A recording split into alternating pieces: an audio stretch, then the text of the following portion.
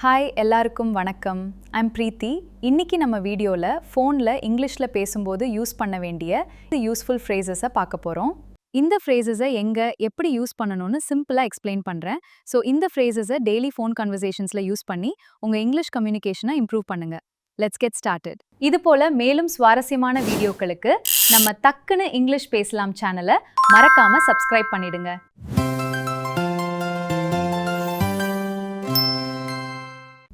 Hang up. காலை முடிச்சிட்டு ஃபோனை வைக்கிறது.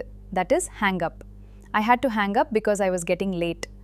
ஸோ காலை டிஸ்கனெக்ட் பண்ணுறது hang upனு சொல்லலாம். Next speak up. ஸ்பீக் அப்னா ஆப்போசிட் பர்சன் லோ வாய்ஸில் பேசும்போது கொஞ்சம் சத்தாமல் பேசுங்கன்னு சொல்லுறதுக்கு யூஸ் பண்ணலாம். ஃபார் எக்ஸாம்பிள், ஸோ வாய்ஸ் கிளியராக கேட்கலான்னு ஸ்பீக் அப்னு சொல்லலாம். நெக்ஸ்ட் பிரேக்கப்னா ஃபோனில் பேசும்போது ஆப்போசிட் பர்சனோட வாய்ஸு கிளியராக கேட்காம கட்டாக கேட்குறாது. ஸோ வாய்ஸ் கிளியராக கேட்கலான்னு யோ பிரேக்கிங் அப்னு சொல்லலாம்.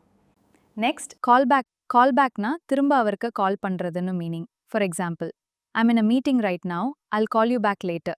ஸோ லேட்டர் திரும்ப கால் பண்ணுறதுக்கு கால் பேக்னு ஒன்று யூஸ் பண்ணலாம். நெக்ஸ்ட் கட் ஆஃப்னா ஃபோனில் பேசும்போது சடன்லி கால் டிஸ்கனெக்ட் ஆகுறதுன்னு மீனிங்னும். Sorry, the call got cut off. So call சடனாக டிஸ்கனெக்ட் ஆகும்போது கட் ஆஃப்னு யூஸ் பண்ணலாம். நெக்ஸ்ட் கெட் த்ரூனா கால் பண்ணி சக்ஸஸ்ஃபுல்லி கனெக்ட் ஆகி பேசுறாதுன்னு meaning. For example, I couldn't கேட்க. ஸோ கால் கனெக்ட் ஆகி ஆப்போசிட் பர்சன் கிட்ட பேச முடிஞ்சான கெட் த்ரூன்னு யூஸ் பண்ணலாம். Next pick up means to answer a phone call. Why didn't you pick up my call? You can use it like that. Please speak up. Next புத்ரூனா ஃபோனில் ஒருத்தரை இன்னொரு பர்சன் கிட்ட கனெக்ட் பண்ணுறதுன்னு meaning. For example, could you put me through to the manager? So phone காலில் ஒரு person கிட்ட இன்னொரு பர்சனாக கனெக்ட் பண்ணுறதுக்கு புத்ரூன்னு யூஸ் பண்ணலாம். நெக்ஸ்ட் ரீச் அவுட்னா ஒரு தர காண்டாக்ட் பண்ணுறதுன்னு meaning. For example, I'll reach out to you tomorrow.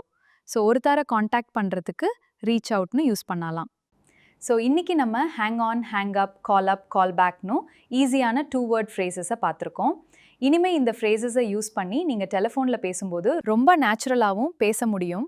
Daily கொஞ்சம் இங்கிலீஷ் நாளைக்கு நல்ல.